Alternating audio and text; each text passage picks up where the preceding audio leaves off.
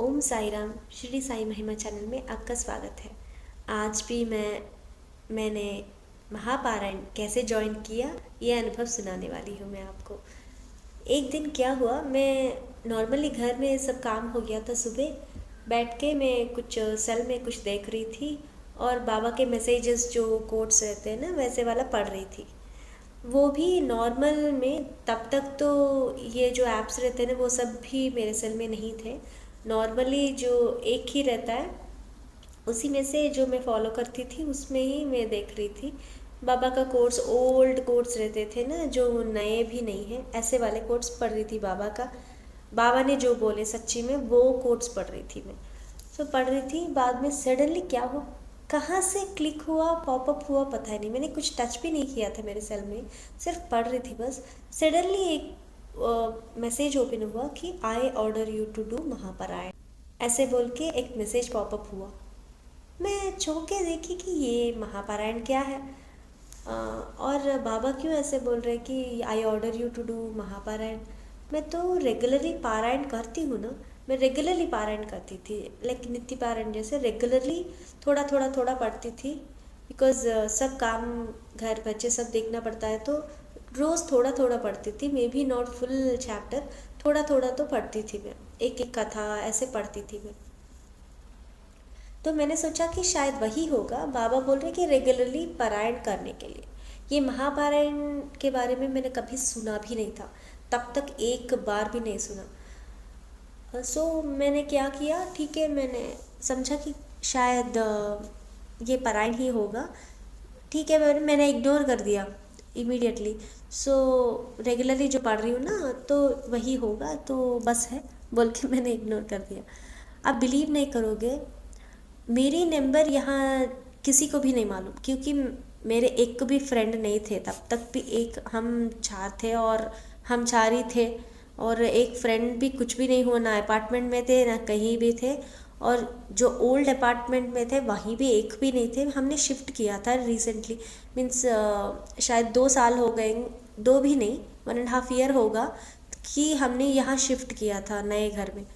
यहाँ किसको पता हो सकता है मेरा नंबर, या ओल्ड बिल्डिंग में कोई भी फ्रेंड्स ज़्यादा नहीं थे मेरे। एक ही फ्रेंड थी जो मेरी लैंग्वेज की ही थी, लेकिन वो उतनी पारायण वो कुछ नहीं करती थी। तो जो हाई टू हाई फ्रेंड्स थे, तो ये नंबर कहाँ से आया मुझे पता नहीं। आफ्टर 20 मिनट्स जो मैसेज पॉपअप हुआ, उसके 20 मिनट्स के बाद क्या हुआ, एक को फ़ोन कॉल आया मुझे।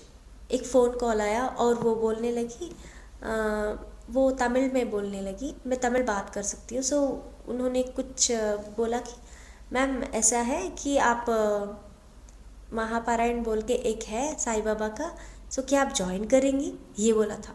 मैं तो इतनी शॉक हो गई कि अरे अभी तो मैसेज पॉपअप हुआ था, मैं समझ रही थी जो बाबा का बुक रेगुलरली पढ़ते हैं वो है, ये महापारायण क्या है बोल के मैंने उनको पूछा, ये महापारायण क्या है बोल के पूछा। मैं हंस रही थी क्योंकि मुझे ना अभी तक 20 मिनट के पहले ही मुझे मैसेज पॉपअप हुआ था। मैं तो शौक में थी कि ये भी कुछ होता है क्या। वो भी अभी फ़ोन आना था, देखो बाबा करवाना है तो कैसे करवाते हैं। सो वो लेडी बोलने लगी कि कुछ नहीं, एवरी थर्सडे को आपको 2 चैप्टर्स पढ़ने होंगे और सबमिट करने होंगे, बस उतना ही। मैं तो पहले रिस्पॉन्सिबिलिटी लेने के लिए थोड़ा डर गई थी, क्योंकि घर में बहुत काम रहता था, जो बच्चे छोटे थे, तो मुझे स्कूल, प्ले स्कूल ये सब ड्रॉप करके आना पड़ता था। मुझे पॉसिबल ही नहीं था उस टाइम पे। लेकिन बाबा ने ऑर्डर किया था, मन में एक ही थॉट था कि बाबा ने बोला, सिर्फ बाबा ने बोला। अगर हम गुरु की बात नहीं मान रहे तो क्या मान रहे, कितनी भी तकलीफ हो ना, साईं बाबा कुछ बोलते हैं तब मान लेना चाहिए। अगर सी वो इत्तेफाक नहीं था, means it was like order of Sai Baba, मुझे ऐसे ही लगा। उस दिन मैंने पहले ना बोल दिया था, मैंने ना बोल दिया था। मैं बोल रही थी उतना रिस्पॉन्सिबिलिटी मैं नहीं ले सकती, क्योंकि जस्टिस नहीं कर सकती मैं। अगर हम, बाबा भी बोलते हैं सच्चे दिल में, लाइक वादा करो तो कंपलसरी करो, अगर वादा नहीं करना चाहती तो वादा मत करो। इसलिए मैं डाउट में थी, उलझन में थी, तो मैंने पहले ना बोल दिया, रिस्पॉन्सिबिलिटी नहीं ले सकती। बाद में अंदर चल रहा था कि अरे बाबा का बात, मैं बाबा के बाद मैं कैसे टाल सकती हूँ। साईं बाबा ने बोला, मैं बोली कि हाँ ठीक है, ओके मैं करूँगी, ये बोली थी मैं। तो ले लिया बाबा की बात सुन। बात पे मैंने ये तो ले लिया था, क्योंकि मुझे लगा ये बाबा का ऑर्डर है, बाबा करवाना चाहते थे, मेरी बस की नहीं थी, फिर भी मैंने ले लिया। तब से लेके आज तक मैं पारायण ब्रेक ही नहीं की एक बार भी। I did it regularly as possible, एक ब्रेक भी मैंने नहीं दिया। बाबा की कृपा से ये बहुत अच्छा चल रहा है, कृपा है उनकी, बस उनकी कृपा के अतिरिक्त कुछ भी नहीं है, मेरा कुछ भी नहीं है। साईं बाबा ही चला रहे, वो मुझसे करवाना चाहते थे, आज तक वही चला रहे। तब से लेके आज तक मैं पारायण कर पा रही हूँ उनकी कृपा से। और एक बात, जब मैंने हाँ बोल दिया, नेक्स्ट वीक से, नेक्स्ट थर्सडे से मुझे वो पोस्ट करने लगे 2-2 चैप्टर्स। मैंने उनको बहुत प्रश्न पूछे, वो इतनी पोलाइटली, प्रेम से, मुझे शांति से मुझे समझाने लगी ये क्या करना है, कैसे पोस्ट कर। मैं बहुत डर गई थी, क्योंकि मुझे उतना प्रोसेस भी नहीं था। टू बी फ्रैंक, मैं एक बात बोलूँ कि मुझे ये एंड्रॉयड 4 एक्सेस करना भी ज़्यादा मालूम ही नहीं था। जनरेशन रहता है ना जो, मैं उतनी फास्ट भी नहीं थी, ना मेरे पास ऐप्स थे, ना मैं उतनी सेलफोन में माहिर थी, कुछ भी नहीं था। ये पोस्ट करना वगैरह भी मैं ज़्यादा नहीं जानती थी। उनकी कृपा से ही, मीन्स जो भी वो मुझे पूछी ना, वो टीम की टीचर थी वो ग्रुप की, सो उन्होंने बहुत शांति और प्रेम से मुझे सब सिखाया और बोला कुछ डरने की बात नहीं है। जो भी डाउट आती थी उनको पूछती थी पर्सनली, तो वो मैसेज कर देती, ये करो, ये करो, ऐसे करो बोल के वो फॉर्मेट भी भेजी, और मुझे इतना आसान हो गया। मुझे ना वो स्टार्टिंग में जब मैं करती थी ना, वो ऐसे करती थी, यज्ञ जैसे करती थी, बैठो तो तपस्या जैसे जैसे करते हैं, स्ट्रिक्ट और सिंसियर ऐसे करते हैं ना, ऐसे करती थी। बहुत श्रद्धा से करती थी, बहुत श्रद्धा से करती थी। अब आदत जो हो गई तो ईज़ हो गई, नहीं तो बहुत डरती थी कि मैं ठीक से कर रही हूँ या नहीं, ये डाउट बहुत था मुझे। लेकिन बाबा की कृपा देखो, अब बहुत ईज़ हो गया, ईजी हो गया। 2 चैप्टर्स पढ़ के मुझे पोस्ट करना था, बस उतना ही। हम कभी कभी उस सिचुएशन में, मैं और एक भी बहुत सीखी कि हम पीरियड समझो, माइंडसेट समझो या टाइम समझो, हम बहुत छोटे छोटे विषय पे भी हम इतना बड़ा बना लेते हैं हमारे माइंड में, जो कुछ भी नहीं रहता। हमारी रेसिस्टेंस ज़्यादा रहती है, सिचुएशन के ज़्यादा रेसिस्टेंस रहती है हमारे माइंडसेट में। हम इतना कल्पना कर लेते हैं कि ये होगा, ये होगा, कर सकती हूँ, नहीं कर सकती हूँ, डाउट्स। अरे यार सच्ची में ये सब बाजू में रखो, और करना है तो करो, माइंड को ज़्यादा यूज़ मत करो, बस सीखना है तो सीखो, करो बस। ज़्यादा माइंड में ना, ये बोलते हैं सोच वोच ज़्यादा मत लगाना, कुछ नहीं होगा। बाबा ने करवाया, तब से लेके आज तक मैं रेगुलरली बाबा की कृपा से पारायण कर पा रही हूँ, और करूँगी भी। और उनकी कृपा है जब तक करवाए।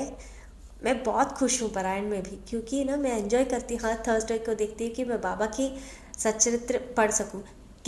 वहाँ ऐसे दिन भी आए थे जहाँ सच्चरित्र पढ़ ही नहीं पा रही थी, फिर भी ना बुक सामने लगा के मैं रोते हुए, कभी इमोशनली डिस्टर्ब हो जाते हैं, कभी कभी रात को नींद पूरी नहीं होती थी, ऐसे भी रेस्टलेस थी, फिर भी कुछ भी हो ना, वो यज्ञ के तपस के जैसे मैं कर रही थी, अब भी वैसे ही कर रही हूँ। लेकिन डर नहीं है, खुशी है, आनंद है करने में। अब आई thank my self now that हाँ मैंने महापारायण ली, कितनी अच्छी लगती है। तब से लेके आज तक ना मेरी लाइफ में भी इतने अच्छे अच्छे ट्रांसफॉर्मेशन आए कि ज़िंदगी सुकून से चलती है।